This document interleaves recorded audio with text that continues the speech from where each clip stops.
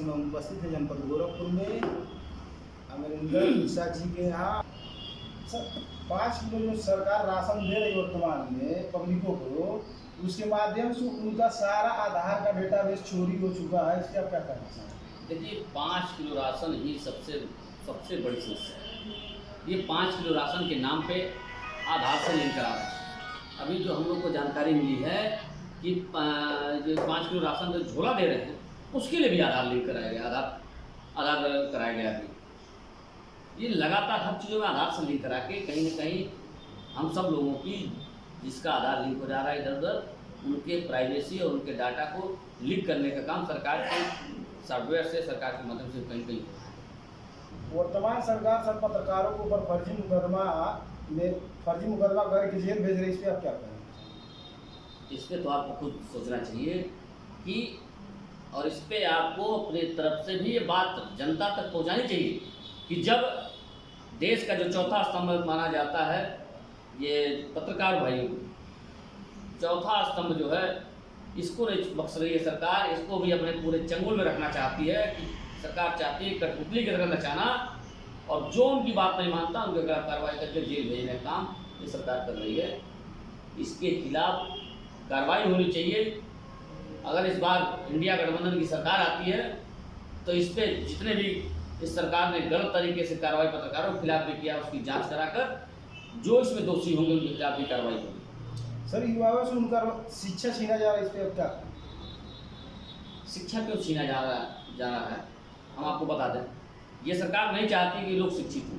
अगर शिक्षित होंगे सवाल करेंगे तो इनकी कलई खुलेगी, इनके विकास के मुद्दे को पूछेगी, इनके काम को पूछेगी, इनके विचारधारा को पूछेगी, इनके न्याय को पूछेगी, ये संविधान पे कितना चलते उसके बारे में से सवाल करेगी, इन्होंने सड़कें कितनी बनवाई इस पर सवाल करेगी, इन्होंने दवाई मुफ्त दी कि नहीं दी इस पर सवाल करेगी, और इन्होंने रोजगार दिया कि नहीं दिया इस पर सवाल करेगी, इन्होंने मजदूरों को उनकी सही मजदूरी मिल सके इस पर कानून बनाया, इस पर सहयोग किया कि इस पर सवाल करेंगे।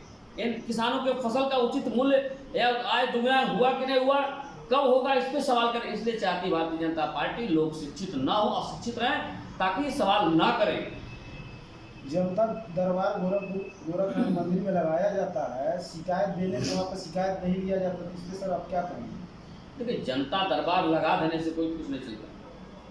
मंत्री जी आते जनता दरबार लगाते हैं, ये तानाशाहों की सरकार है।